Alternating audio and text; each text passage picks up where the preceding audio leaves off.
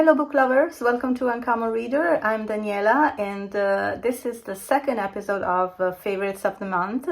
Of course, we're going to explore December today. And the Favorites of the Month is a video where I dedicate to favorite reads, bookish things, but also anything that brought me joy during December.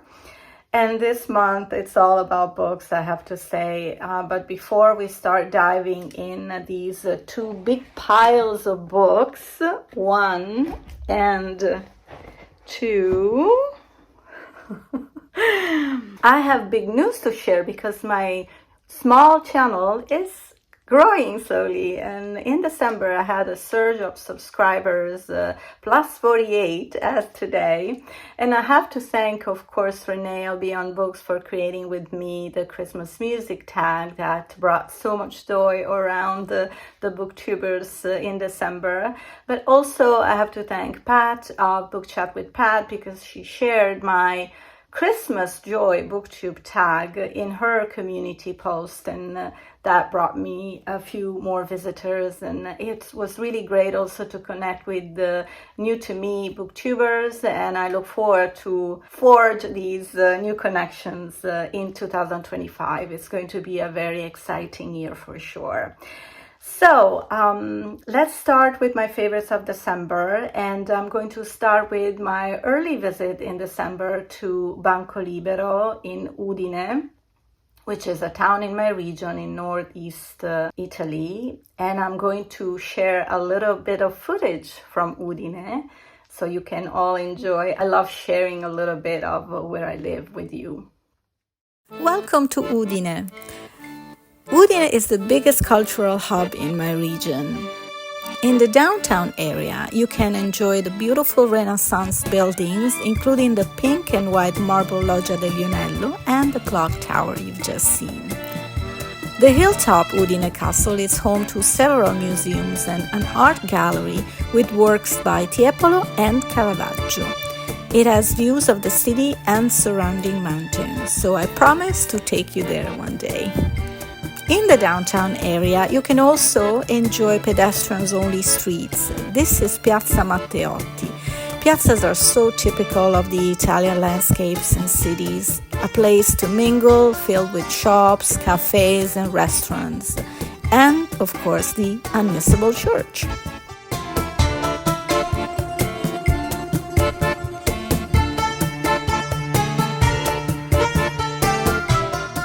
And here we are at Banco Libero. When I visit, I usually bring with me books and other multimedia items I don't care to keep at home, so I can exchange them for a maximum of 10 books. The volunteers are also not so strict, so if you want to get a little more, they'll let you go with it. Also, a book exchange is not mandatory, so if you want to come empty-handed, yes, you can. So here I am with 9 out of 10 of the books that I got from Banco Libero. The one that I'm not showing is an Italian book that's not been translated, so it's pointless for me to share with you. I also am going to rely on a few notes from Goodreads because these are all in Italian, but I do want to share a little bit of each book with you. One is from a writer that I've met for the first time in July, Amitav Ghosh, and this is Sea of Puppies. Let me get my glasses to read you a little bit about this book. At the heart of this vibrant saga is a vast ship, the Ibis. Her destiny is a tumultuous voyage across the Indian Ocean shortly before the outbreak of the Opium Wars in China. In a time of colonial upheaval, fate has thrown together a diverse cast of Indians and Westerners on board. The vast sweep of this historical adventure spans the lush poppy fields of the Ganges, the rolling high seas, and the exotic back streets of Canton. Amitav Ghosh is a great storyteller, so I'm looking forward to explore more of his works. The second book I found I was so thrilled about is one of Simone de Beauvoir, who I read for the first time this year with her Memories of a Dutiful Daughter, and I think I've spoke about it. So when I refer to some of these writers and some of the books that we'll end up talking a bit later, I will also share in the info box all the videos where I've talked about these books. So this one is The Woman Destroyed. I also will share the cover in English, so you can go and find it as well if you're interested. And this book shares 3 long stories that draw the reader into the lives of 3 women, all past their first youth, all facing unexpected crises. It's never like an easy road with de Beauvoir. And then I found another book from her, which contains a very easy death and another, the beautiful images, which I haven't found translated in English, but so these are 2 stories. A Very Easy Death has long been considered one of Simone de Beauvoir's masterpieces. The profoundly moving day-by-day recounting of her mother's death shows the power of compassion when it is allied with acute intelligence. And intelligent, for sure, Simone de Beauvoir was for real. This is a Slovenian author, Boris Bahor. He recently died in the last, I think, couple of years. And he was survivor of the Holocaust. So this is a memoir book from those days. He also lived near my region in Trieste. A favorite of mine, an Italian writer, Italo Calvino, and this is Marco Valdo. It is also translated in English. And Goodreads says, Marco Valdo is an enchanting collection of 20 stories. There are both melancholy and funny, farce and fantasy. Calvino charts the struggles of an Italian peasant to reconcile country habits with urban life, combining comical disasters with a surrealistic view of the city life through the eyes of an outsider. As always with Calvino, nothing is quite as it seems. I love this writer. There's a lot of irony and always these fable-like fairy tales-like scenarios, but a lot of depth as well. So let's go to Tehran with this author. And this is also an autobiographical book, Honeymoon in Tehran, 2 Years of Love and Dangers in Iran. She is a journalist and writer, and she now lives, I believe, in New York or in USA, and she collaborates with the New York Times, the Washington Post, and she also already has published Lipstick Jihad and Iran Awakening, which definitely going to be on my soon to be read list.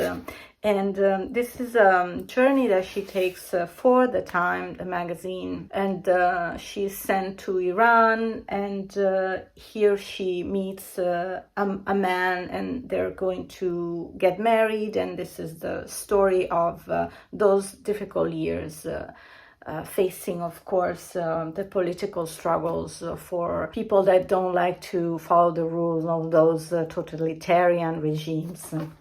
A little bit of lightness is needed with the light years of Elizabeth J. Howard. So this is the first volume of the Cazalet saga, which I've been wanting to read. And so you can also see how nice and almost new the books look. So they're really kept in great shape. And I guess that the volunteers there try to only keep out in the shelves books that are presentable. I'm not explaining much what's going on in this book, but it's a saga, family saga, so I'm sure there'll be plenty of characters, and it is going to expand throughout some years.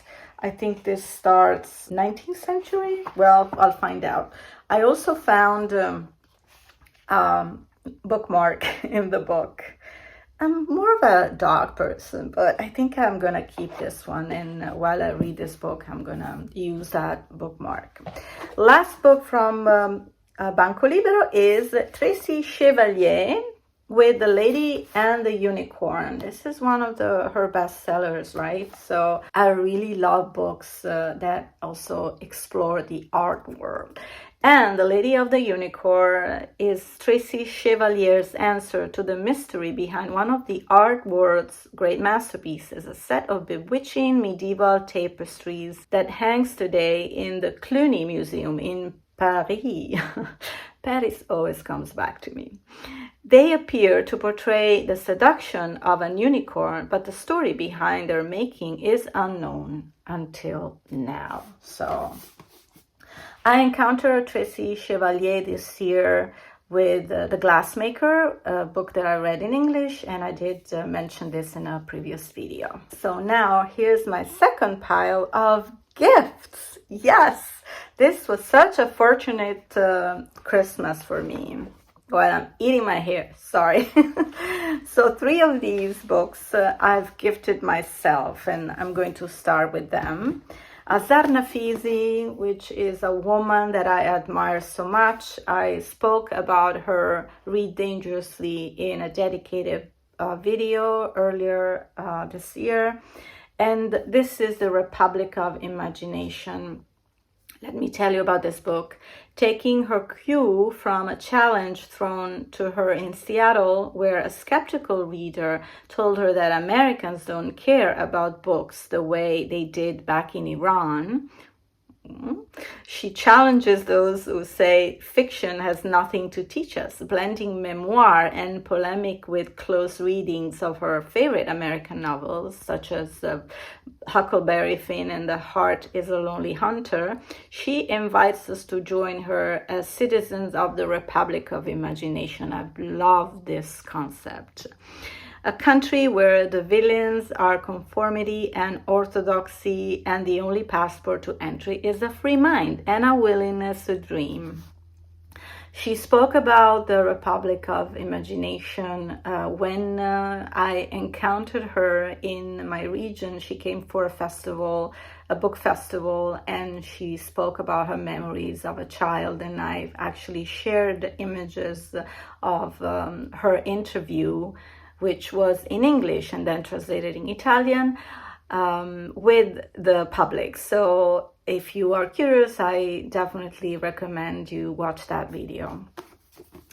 So the next 2 books are my favorite books of 2024. So I present to you The House of the Mosque by Kader Abdullah and Life Before Us by Romain Gary. I spoke about The House of the Mosque in a vlog I did when I went for a quick getaway in the mountains at the Fusine Lakes in my region. So I share also footage of the beautiful place, and then I went to Slovenia and to Austria. So it's a fun vlog if you want to watch it. And I was also speaking about this beautiful book set in Iran just before the comeback of Ayatollah Khomeini. And so we have a portrait of Persia before the totalitarian regime got into power again. And this is a beautiful story as well. I spoke about this book in probably many book tags as well. So I will link a video where I speak about this heartwarming story. I'm going to probably read all Romain Gary's books because it really touched my heart. So now all these books I'm going to mention were gifts. And The Moustache by another big favorite of mine, Emmanuel Carrère, which is a French writer. This is gifted to me by a booktuber from Italy, Alessia. And The Moustache on Goodreads is also categorized into the horror category. And I was like, okay, I can see Carrère writing a horror novel. But here it is, the little synopsis of the book. One morning, a man shaves off his long, worn mustache, hoping to amuse his wife and friends. But when nobody notices or pretends not to have noticed, what started out as a simple trick turns to terror. Oh yeah, it is horror. As doubt and denial bristle and every aspect of his life threatens to topple into madness, a disturbing solution comes into view, taking us on a dramatic flight across the world. He's so intriguing. Whatever he writes, he's such a versatile writer, and his writing is so powerful as well. And another love of my life, Jack London, The Sea Wolf. This is in English, so I'm going to read this in English. And this was first published in 1904. Can you believe it? Of course, not this one, but the first edition of The Sea Wolf is a psychological adventure novel by Jack London, a narrative that grips the reader from the first page. The Sea Wolf unfolds the captivating story of Humphrey van Weyden. Captured by a seal hunting ship, he is now forced to serve as a sailor under the notorious Captain Wolf Larsen, the legendary sea wolf. Accompanied by them is the perilous crew, a group of treacherous outcasts. All right. I love it. Sounds like I have a couple of adventurous books with Amitav Ghosh and Jack London, who really knows to write about adventure. This was a long dream book in my wish list, and it's Shantaram by Gregory David Roberts. And this book is set in the early 80s. An armed robber and heroic addict escapes from the Australian prison to India, where he lived in a Bombay slum. There, he established a free health clinic and also joined the mafia, working as a money launderer, forger, and street soldier. He found time to learn Hindi and Marathi, fall in love, and spend time being worked over in an Indian jail. Then, in case anyone thought he was lacking, he acted in Bollywood and fought with the Mujahideen in Afghanistan. Amazingly, Roberts wrote Shantaram 3 times after prison guards trashed the first 2 versions. It's a profound tribute to his willpower. At once a high-kicking, eye-gouging adventure, a love saga, and a savage yet tenderly lyrical fugitive vision. This is words by Time Out. So everyone who has read this brick has taught me wonders about it. And I love books set in India. And this is in English, so I might be doing a reading blog. What do you think? Looking forward to read this one. And in India, we remain with A Rising Man by Abir Mukherjee. I hope I pronounced it correctly. The Man of Calcutta is actually the literary translation in Italian of this book. And we are in Calcutta in 1919, and I'm reading here from Goodreads. Captain Sam Wyndham, I think it's a series, and this is actually number 1. He's a former Scotland Yard detective. He's a new arrival in Calcutta and desperately seeking a fresh start after his experiences during the Great War. And like I said, he's caught up in a murder investigation that threatens to destabilize a city already teetering on the brink of political insurgery. So I love mystery books that also gives you a little bit of historical notions and scenery. So I look forward to this one as well. And here's another great gift. I didn't know this book or this author, so I'm really curious about it because Parisian Days, my favorite city, so of course I'll be drawn to this. But at the same time, I'm also drawn to this writer, Benin, who is a nickname for El Benin Azadouf Laef, who's born in Baku in 1905. And after the revolution, Russian Revolution, and the fall of the Democratic Republic of Azerbaijan, Benin was forced to leave the country, and she first landed in Istanbul and then Paris. So this book, I guess, is an autobiography of her days in Paris. I can't wait to read this book.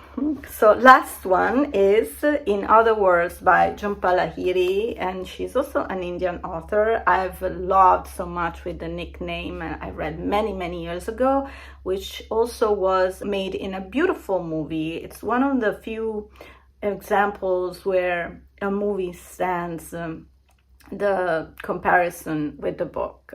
So I have to read you a little bit about this book. In Other Words is at heart a love story, and a long and sometimes difficult courtship, and a passion that verged on obsession.